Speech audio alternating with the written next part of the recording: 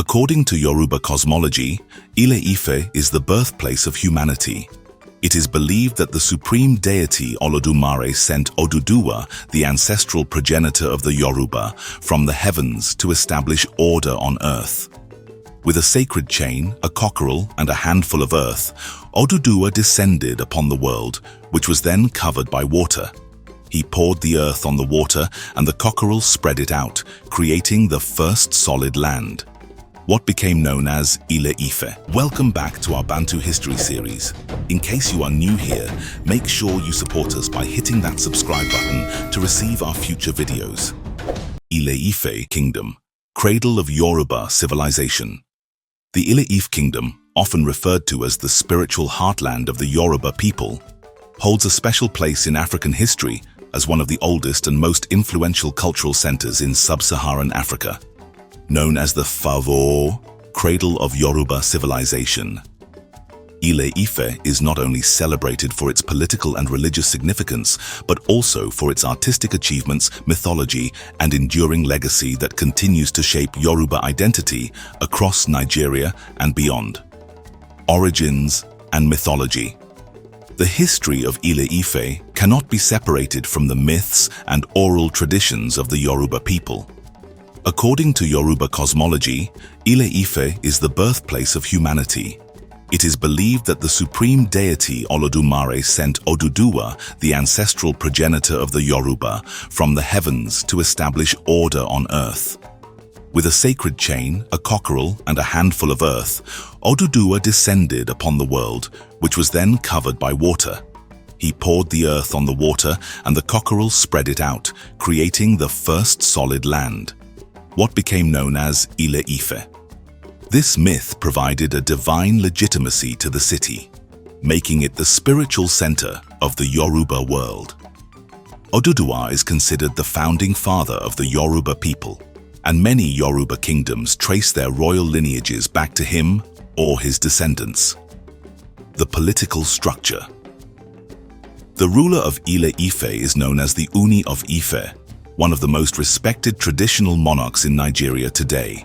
In ancient times, the Ooni was not only a political leader, but also a spiritual custodian, believed to be the earthly representative of the gods. This dual role reinforced Ile Ife's authority among the Yoruba kingdoms. Beneath the Ooni were chiefs and councillors who administered different aspects of governance. These chiefs represented various families, guilds, and spiritual lineages, creating a balanced political system that combined religious authority with practical governance. The city also became a hub for diplomacy, where leaders from other Yoruba kingdoms would come to pay homage or seek blessings from the Ooni, further cementing Ife's position as a unifying center. Cultural and artistic achievements. Perhaps one of the most celebrated aspects of Ile Ife is its artistic legacy. Archaeological discoveries in the city have revealed an extraordinary tradition of sculpture and bronze casting, dating back as early as the 12th century. The famous Ife terracotta heads and bronze sculptures stand as some of the finest achievements of African art. These works, known for their naturalism and intricate detail, depict royal figures, warriors, and deities. Scholars have often compared the craftsmanship of these sculptures to the classical art of Greece and Rome. The realism of these works shocked early European archaeologists, many of whom could not believe such sophistication existed in pre-colonial Africa.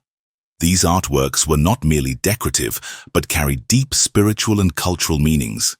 They symbolized kingship, divine authority, and ancestral reverence, linking the political and religious life of Ife to its material culture, economy, and urban life. Ile Ife was more than just a religious and artistic center. It was also an economic hub. The fertile lands around the kingdom supported agriculture, particularly the cultivation of yam, maize, and cassava, which were staples of the Yoruba diet. Trade also flourished, as Ife occupied a strategic location that connected it with other Yoruba states and distant regions. The city became part of a vast trade network stretching across West Africa. Goods such as kola nuts, ivory, textiles, and beads were exchanged. Ife was especially famous for its glass bead production, which was highly valued across the region. This craft gave Ile Ife a unique place in the economic life of West Africa and added to its cultural prestige. Urban life in Ile Ife was characterized by organized neighborhoods, markets, and sacred spaces. The city's design reflected both practical needs and spiritual beliefs, with shrines, palaces, and public spaces reinforcing its role as a religious capital.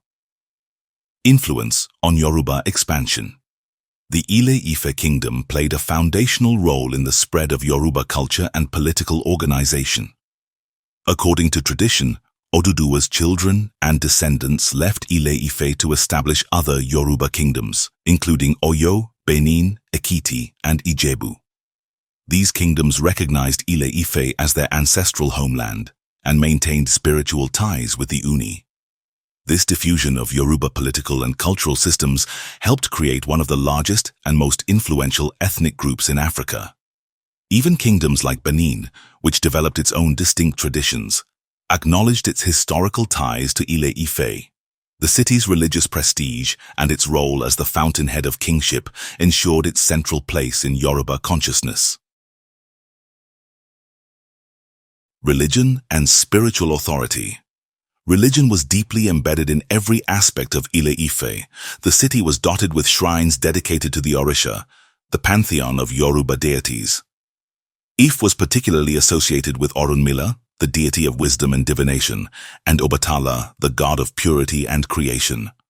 The Ooni himself was seen as a sacred figure, and his palace was not only a political seat, but also a spiritual center. Festivals, rituals, and ceremonies reinforced the bond between the living, the ancestors, and the gods.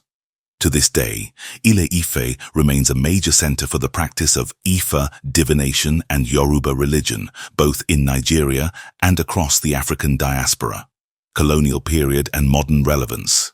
With the arrival of European colonialism in the 19th century, the political power of Ile Ife, like that of other traditional African kingdoms, was reduced. However, its cultural and spiritual influence remained strong. The Ooni of Ife continued to be a revered figure, and the city retained its symbolic role as the origin of the Yoruba people. Today, Ile Ife is home to important institutions such as Obafemi Awolowo University, museums, and cultural centers that preserve and promote Yoruba heritage. The Ooni of Ife continues to play a significant role in Nigerian society as a custodian of tradition and a symbol of unity for millions of Yoruba people worldwide. Legacy. The legacy of Ile Ife is profound. It represents a blend of myth, history, and culture that has shaped Yoruba identity for centuries. As the cradle of Yoruba civilization, its stories, art, and traditions continue to inspire pride among Africans and the African diaspora. The artistic treasures of Ife are displayed in museums around the world, while its religious practices have influenced faiths such as Santeria, Candomblé, and Vodun in the Americas. Above all, Ile Ife stands as an example to the creativity, spirituality, and resilience of African civilizations long before colonial contact. It is a reminder that Africa's history is rich with kingdoms and cultures that contributed greatly to human civilization.